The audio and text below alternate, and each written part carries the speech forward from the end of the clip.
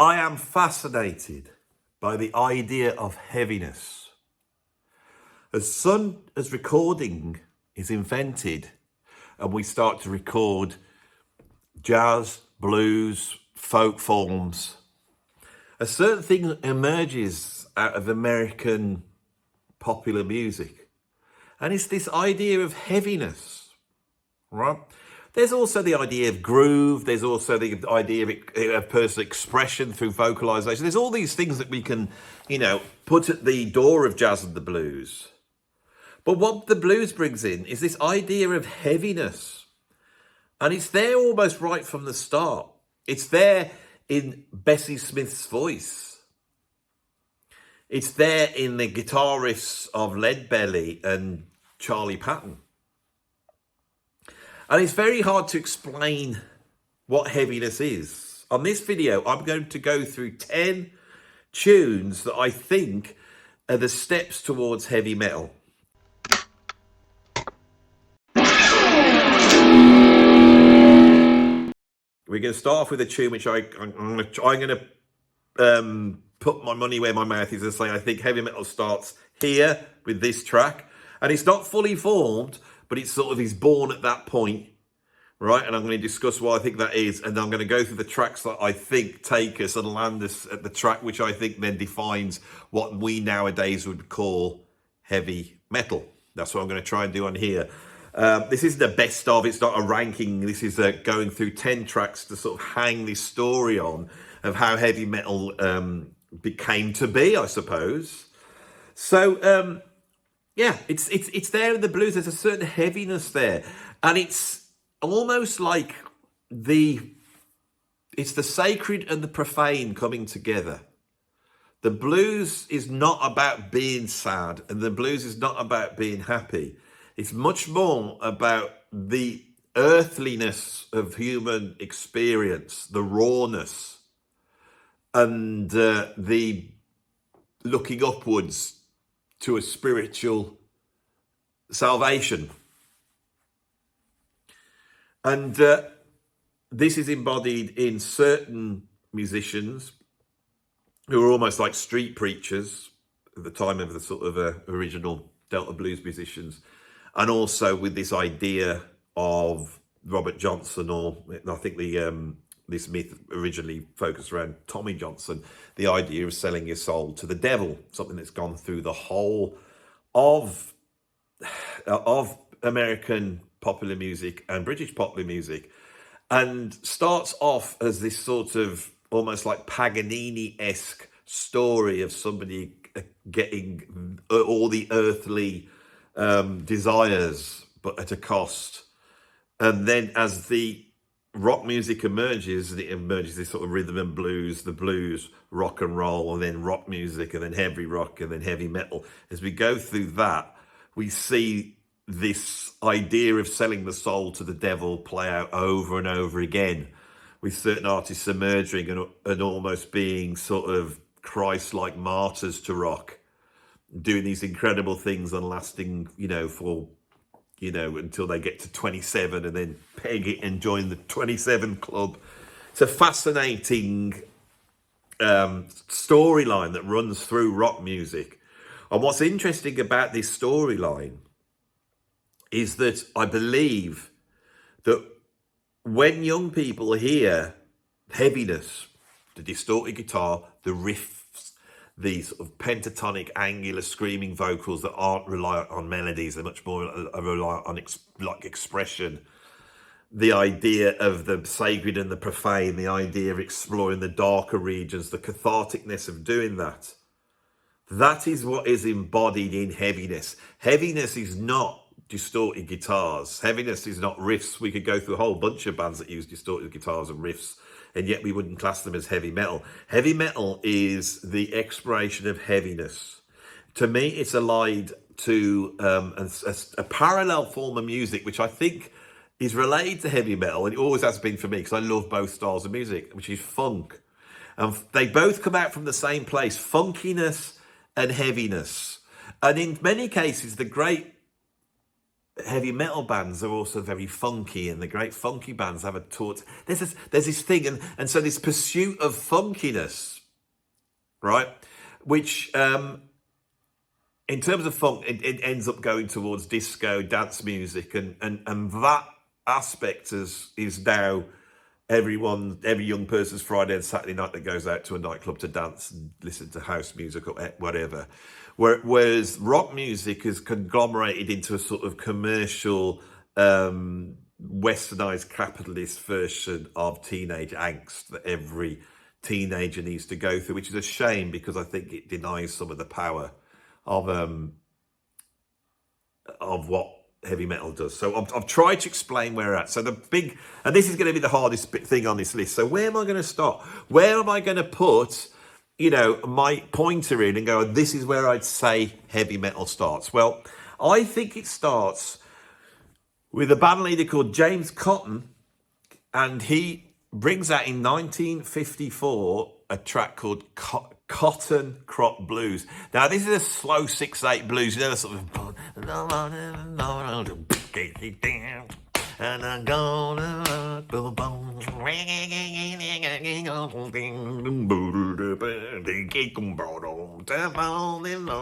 it's that type of a blues. It's a moaning slow blues.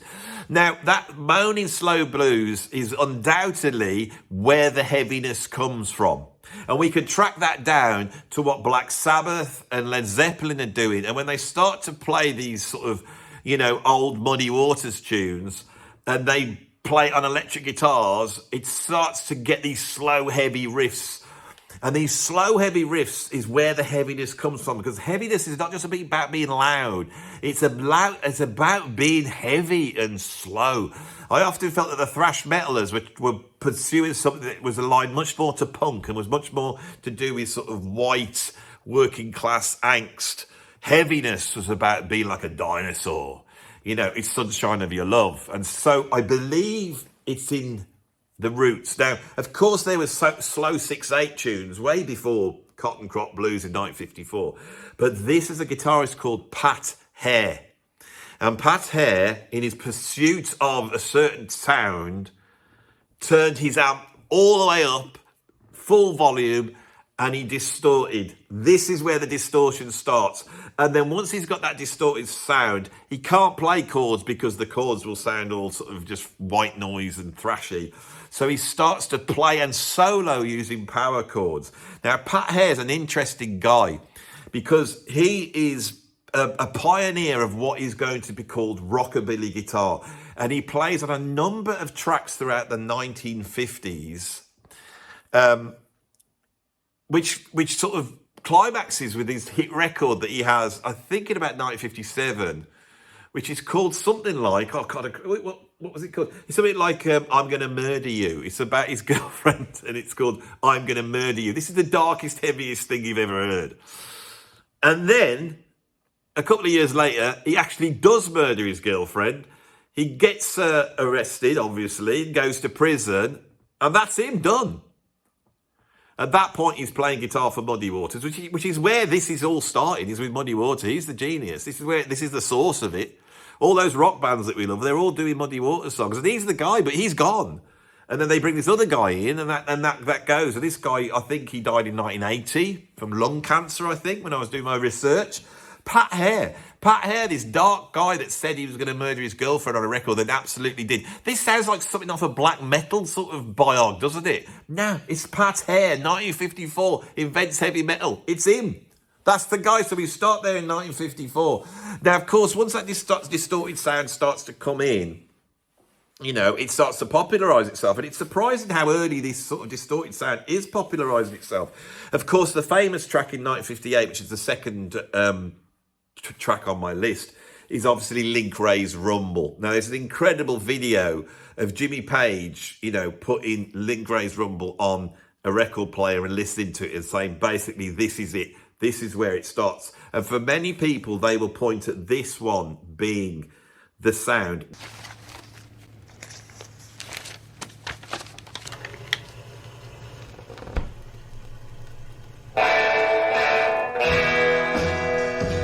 I'd listen to anything with the guitar on when I was a kid, you know, that was being played, and all those different approaches and the echoes.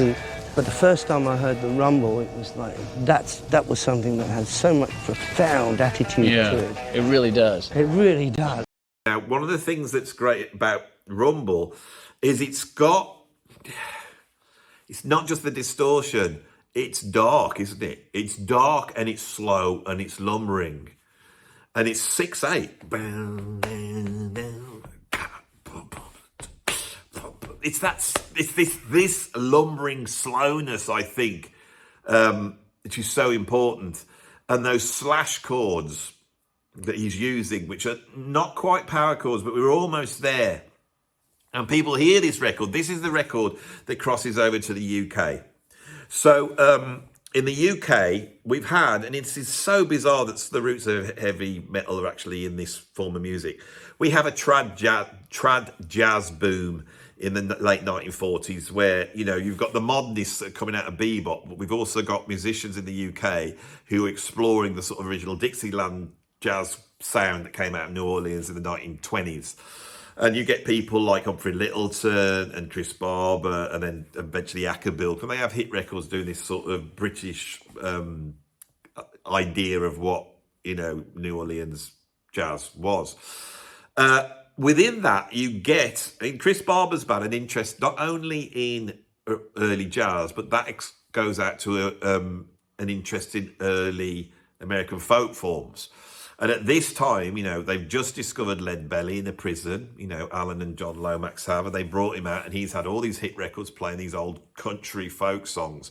And some of them are heavy. Some of them are really heavy, as, you know, covered by Nirvana. That's a lovely arc to see that tune. Where Did You Sleep Last Night? And see that arc that runs from Lead Belly all the way up to Nirvana, which is sort of the period of heavy metal being a viable art form, but that's another video. I won't get into that here. And Lonnie Donegan, who is originally in Chris Barber's band, he jumps out of that band and he starts to explore these sort of much more Lead Belly folk forms, and he goes right back to the New Orleans bands, like the spasm bands, like the Razzie Dazzing. So this is the whole thing about this. It goes right back to the beginning of the lot. And the spasm bands, like the Razzie Dazzy Spasm Band in New Orleans, that were around in the 1890s, built their own instruments. And so in the UK, Lonnie Donegan starts this sort of craze for building your own instruments and making your own music. And it's like punk rock. Everybody can do this. And all the great architects of heavy rock, like Jimmy Page and Clapton and the Beatles and Jeff Beck, they all come out of this movement that's called skiffle. And that sort of gets them interested in this music. And so then Chris Barber brings over Muddy Waters to do this tour. When he turns up, he's not playing acoustic music, he's got electric guitar and an amp. Now that has to be on the list, but there's no record that goes with that. But at that point, the British start to look at the possibility of doing something with electric guitar. But rock and roll in the States, which has come out of rhythm and blues, rock and roll can be seen as the sort of fusion of rhythm and blues, American rhythm blues that's come out of jazz pretty much, and country music. And you get this sort of guitar style that's half Charlie Christian and half sort of rockabilly guitar, like Chet Atkins, or whoever the guy that influenced him. Who else was that who influenced him? Can't remember.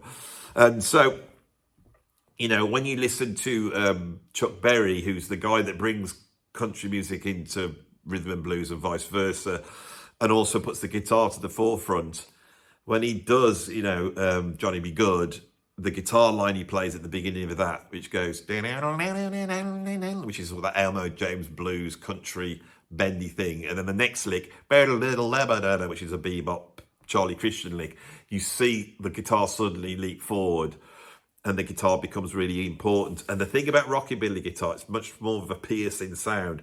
You put that together with this distorted sound and we start to get a certain sound. Now what happens with rock and roll is the period of like really biting rhythm and blues rock and roll, the Little Richards and the Jerry Lee Lewis's and the Gene Vincents, all of that is happening really early on, and then it sort of commercializes out, doesn't it? And Elvis Presley goes off and joins the army and then starts making records and becomes a film star. It all softens up, doesn't it?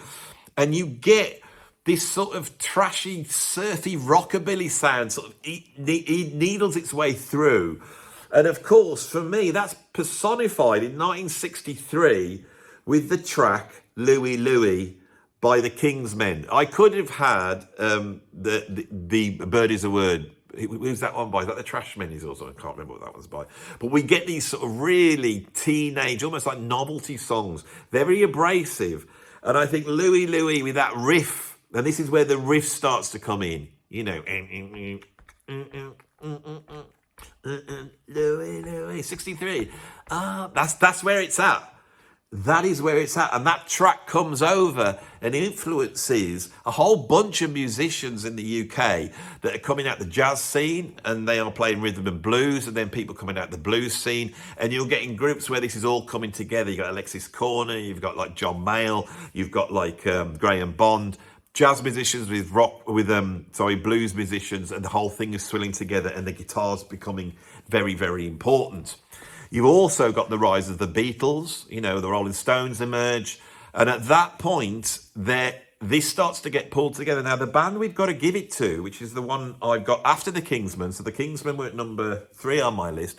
At number 4, I've got You Really Got Me by the Kinks. Now, I think once that comes out and you have a sort of a white British band with that sort of Beatlesy songwriting aspect mixed with this real, almost like distorted guitar sound and this riffy sound, you know, with the guitar solo, I think, by Jimmy Page, isn't it, on this? He didn't do the riff. Everyone thought he did the riff, but he does do the guitar solo with that stinging guitar sound.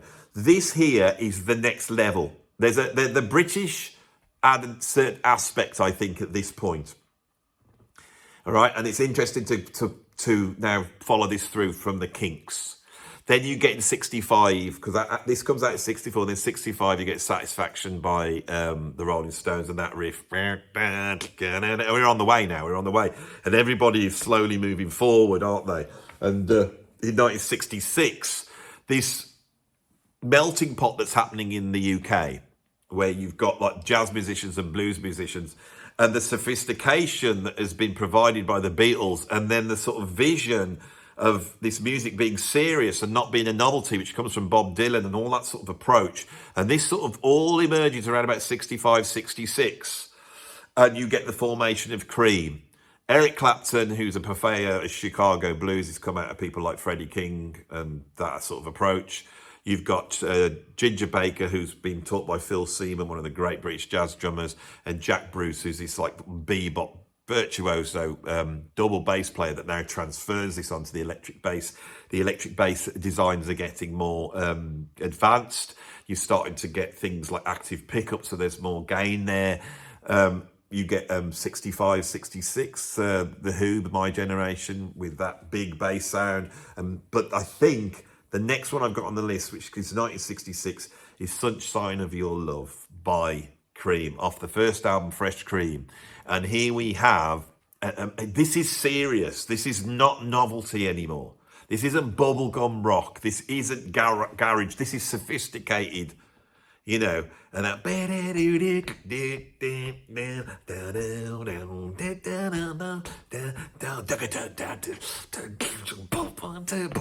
and then that beat, and it's slow, and it follows the blues, but it's not the blues. And this is Cream's great achievement, is creating this dark, serious music out of these elements. So heavy metal now it's got a space to move into, to be creative in. And who steps up into that space? Well, this is all happening in London.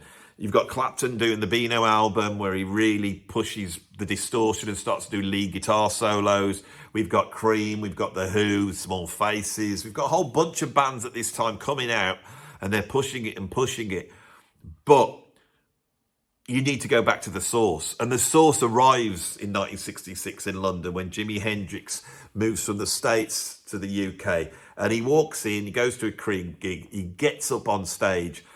And it's not just an example of the real deal coming from America playing the blues. Hendrix has developed a style which is as much about show as it is about an adherence to the ideology of what the blues is. And then there's this extra element of psychedelia, which is almost coming out of like John Coltrane and that sort of expressiveness, Roland Kirk and all that, which is also happening. Hendrix brings all those together, and he brings it together in a personification, which is just about him playing the guitar. It's also in his voice, and most importantly, it's in his personality. Hendrix is a quiet, meek person, but on stage, he just emanates this characteristic, which is the embodiment of rock. And, you know, this guy's going to come out on stage. He's going to set fire to guitar. He's going to make love to the guitar. He is going to just smash the guitar up. He's going to grind it into his amps. Hendrix, for me, when he comes out with Hey Joe, he makes this statement, but it's not until the second signal comes out and he does Purple Haze. And with Purple Haze, you listen to what he's singing about, and listen to the flat five. The flat five in 1967, which Black Sabbath are going to take and are going to turn into heavy metal on a track that we'll be coming up to in a minute. Of course we will. But Hendrix pioneers so much stuff. He's at the forefront of jazz fusion. He's at the forefront of progressive rock. He's at the forefront of psychedelic rock. He's at the forefront of guitar playing. He's at the forefront of using the studio, of creating synthetic sounds out of effects, out of feedback. He's the first to really, he's the greatest showman in rock music. Hendrix, for me, we're at the peak here. And he lays the groundwork. And the heavy metal is just one aspect that spins out of his genius.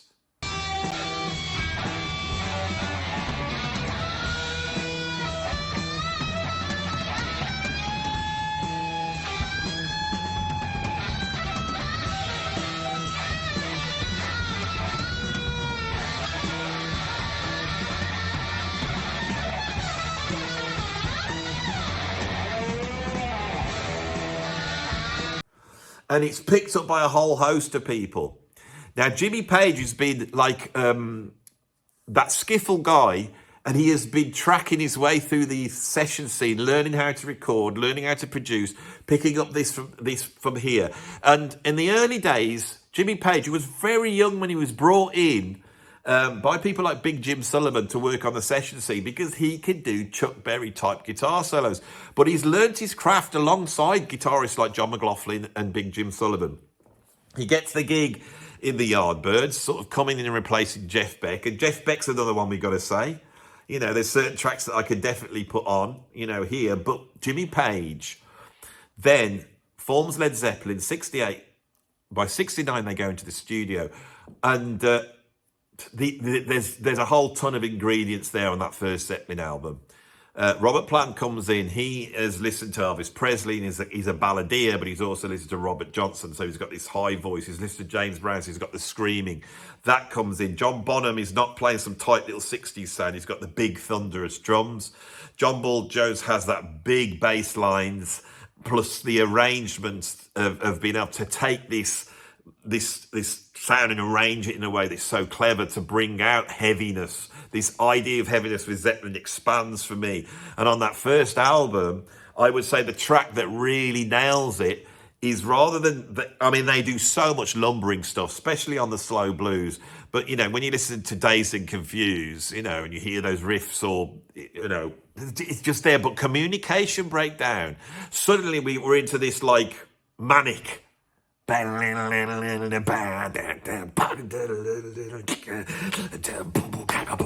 It's still heavy, but it's pumping, right? And that's the next aspect. Led Zeppelin provides so much in the DNA of what heavy metal is.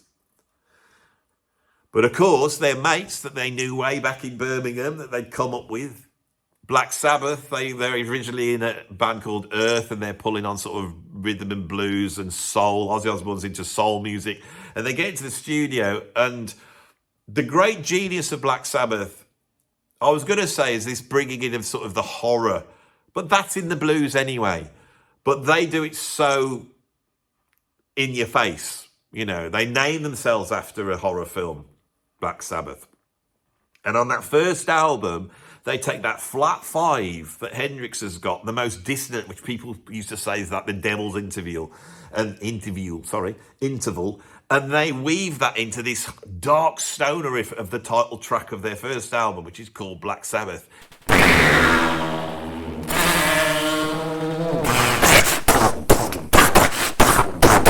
And here, I would say, with that track, heavy metal is actually born. Up until now, we've got all the elements and they're all coming together. We in the ladder of heavy metal, we say, when does the face of heavy metal emerge out of the embryo of all this stuff? It's in 1969 on that Black Sabbath album. But we have to say there's other things at work here.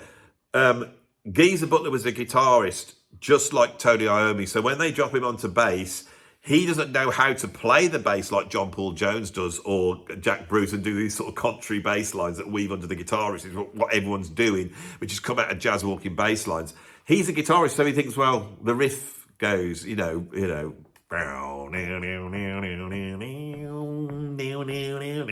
he just plays exactly the thing, and that sound of the bass and the guitar playing these slow lumbering riffs becomes the signature sound of Black Sabbath. Black Sabbath own it. It's their genre, and it always will be.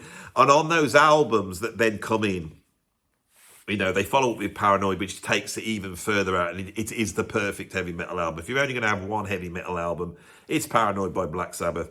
Then you get like Massive Reality Volume 4, Sabotage. These are heavy albums, and they push the style, and they keep pushing at the forefronts of what's going on. And while this is going on, they go from this sort of drinking alcohol, getting stoned, snorting coke, and that trajectory through substance abuse is mirrored by the albums that go along with it, sort of covering a whole host of different approaches. It's very, very fascinating stuff. So that's what I got next on the list is Black Sabbath from 1969.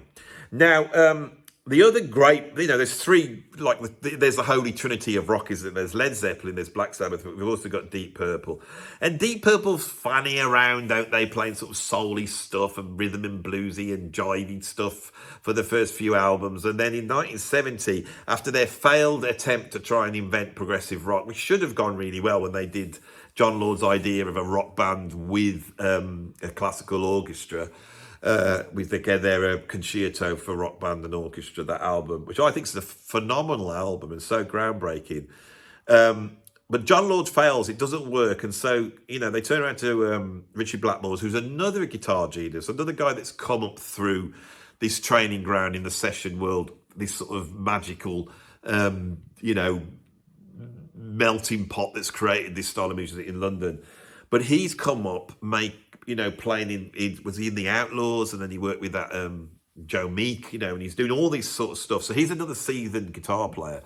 And I think of the sort of Tony Iommi's, Jimmy Page, and Richie Blackmore. Richie Blackmore's the most advanced. He's the virtuoso, and he's got a vision, and he is coming out of Hendrix. And that line when he is given on their, I think it's their third album, Deep Purple in Rock, when he's given carte blanche and he does what his vision is, we get this incredible rock album. And the opening track, Speed King, which takes Communication down, takes the title track Paranoid, which is basically a reworking of Communication, Communication Breakdown. I think Geezer Butler was really worried that he thought people would think they'd ripped off Communication Breakdown when they did a Paranoid. No one seemed to notice. But Speed King just comes in and ups the ante even more. And I think the sort of ferocious, that thing that we associate with heavy metal, and that double time beat that's going to get faster and faster and go into the new wave of the British heavy, and then it would boom, and then we got the thrash metal, it just goes faster and faster. That starts with Speed King, and that's the 9th track on my list. We are now there. So what am I going to end this with? Well, I'm going to argue a little bit for sort of jazz rock fusion virtuosity at the end of this, because I think that's the thing that needs to come in. I don't think the musicians really have the ability in these bands to take it where it could go. Now, in 1976, Judas Priest, that had come out of Birmingham, they'd come out this sort of post-Black Sabbath, Led Zeppelin. You could almost see them in the early days as being a cross between Black Sabbath and Led Zeppelin. And they start to make certain albums. They start to bring certain aesthetic approaches in. They bring in the whole leather. It's from the gay scene through, they bring in this leather and studs thing and the motorbikes, and they take the sort of really serious lyrical content, which is dark, and they pull that from Black Sabbath. And on the Sad Wings of Destiny, they start to consolidate this sound. Now, they're having drummer problems. So when they go into the studio in 1976 to make Sin After Sin, they've got no drummer. So they go and pull the session guy. Now, I've just interviewed Simon Phillips. Simon Phillips is one of the greatest drummers in modern history, in my opinion. He's played on every style of music, from classic rock to classical to musicals to jazz rock to prog. He's done the whole lot. And he gets pulled in. And of course, he's enamored by the American drummers that are really coming out like of the fusion band, especially Billy Cobham. He's playing double bass drum. He's got a ton of toms. He's got the chops. And Billy Cobham on those jazz fusion, he's really experimented with a certain approach on double bass drums. And Simon Phillips comes in and he thinks, how can I do heavy metal different? Right?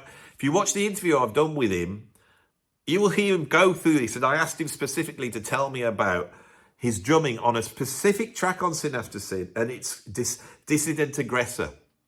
Dissident Aggressor, I think, when Simon Phillips brings in that sort of machine gun double bass drum and that sort of double time feel, and he does it in 6/8, that's what's interesting.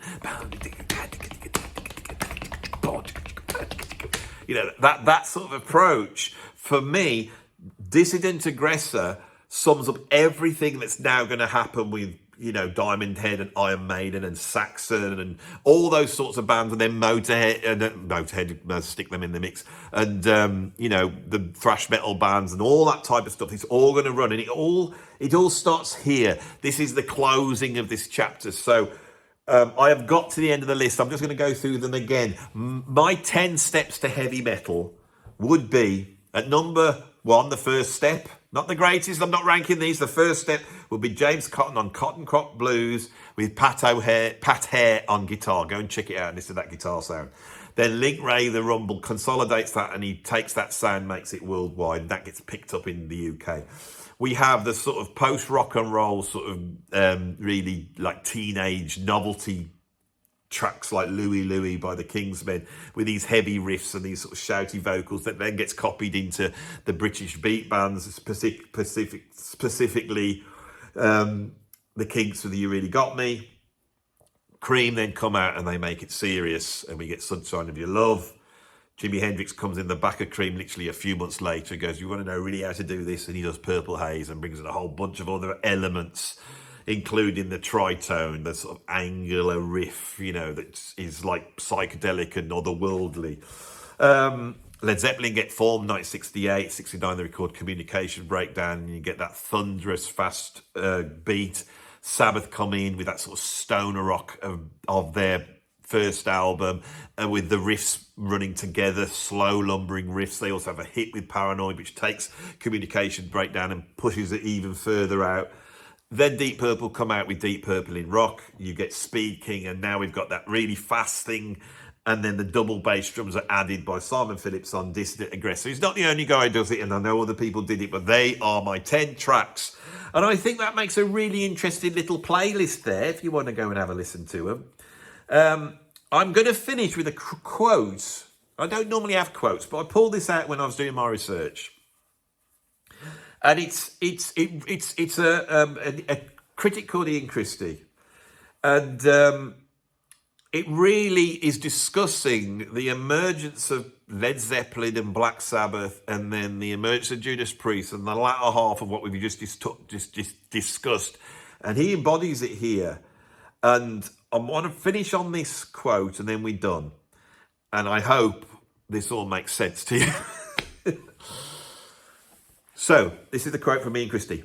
Black Sabbath's audience was left to scavenge for sounds with similar impact. This is without a doubt the case. When Black Sabbath came out, this idea of searching for heaviness emerged. Where who else is Nazareth being heavy? What would be Uriah Heep? That's quite heavy. Or they're heavy on this one track. And I can remember that was still going on when I got into the music. This is such an important point, because I can't remember why I put this quote in, but that is why I put it in. So Black Sabbath's audience were left to scavenge for sounds with similar impact. By the mid-70s, the heavy metal aesthetic could be spotted like a mythical beast in the moody bass and complex dual guitars of Thin Lizzy, in the stagecraft of Alice Cooper, in the sizzling guitar and showy vocals of Queen, in the thundering medieval questions of Rainbow. And then Judas Priest arrives to unify and amplify these diverse highlights from hard rock sonic palettes. For the first time, heavy metal became a true genre. And that is basically the story I've tried to tell of how we arrive at that Judas Priest track in 1976. But it could have been Rainbow Rising in 1976. But I think the change from heavy rock to heavy metal, it's happening in 1976. And by the new wave of British heavy metal in 1980, plus the Van Halen and a lot of stuff that's going on in the US, and then that's the second phase where heavy metal is heavy metal. Most people who are into heavy metal would not class most of these tracks as being heavy metal. The only one would be possibly Descendant Aggressor and possibly Sabbath. They wouldn't class the rest. And at that point in 1980, I believe that heavy metal, the idea of the classification changes, and I will go into that at a certain point in the future. But I hope you enjoyed this video. I enjoyed doing it. I wasn't too sure where I was going to go with that, and I don't know the conclusion I've come out of it. I think the conclusion is the 20th century popular music has this underbelly. You got popular music on the top, but you got this other thing that runs through it. And it emerges through the blues and goes into popular music, and it's called rock music, heavy rock music and heavy metal. And it is the pursuit of the mythical beast of heaviness. And that lasted a certain amount of time. Now, the question is, at some point, I believe it stopped. Where and when?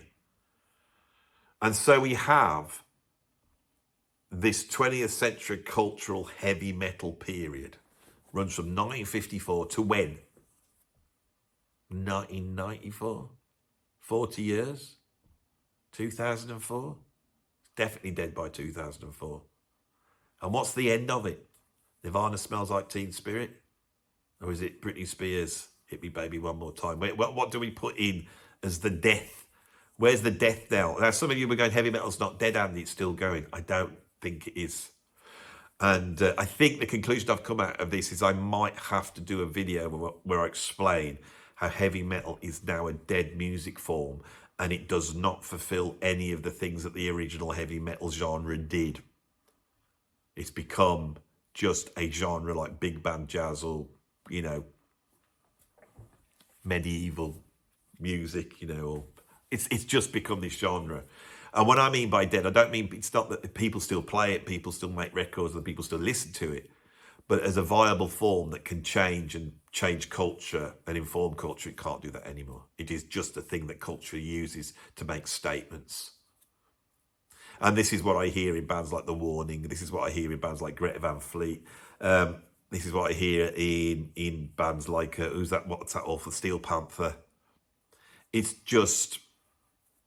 It's a sort of pastiche that's aligned to like variety music shows that I would watch when I was a kid. It's like the black and white minstrel show, but rather than them being minstrels, they're blokes in spandex with long hair, but pantsing about pretending it's 1985. I don't know. But that's where we're at. That's the second half. And if you want me to explore that, I would be more than happy to. But I've enjoyed this little sojourn into heavy metal. There might be some more to come. Thanks for watching. I'll see you on the next video.